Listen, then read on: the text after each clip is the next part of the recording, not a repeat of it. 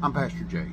We're in the prophet series, and the next one is Moses. Now, Moses kind of started out unconventional. He started out floating in a basket down the Nile River.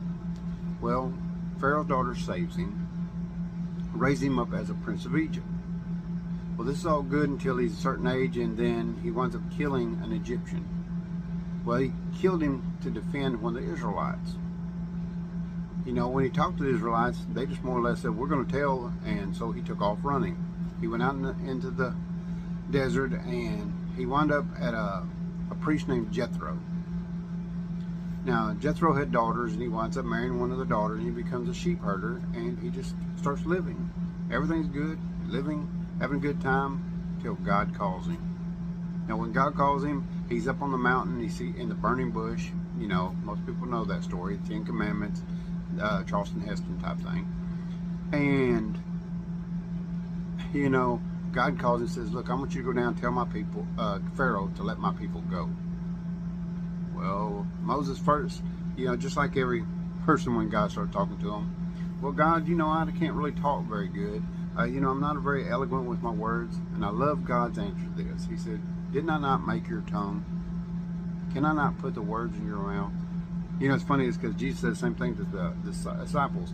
He says, you know, when you come, he said, when you come into the courts and stuff, don't worry about what to say. He said, the Holy Spirit will give you them answers. And so Moses goes on.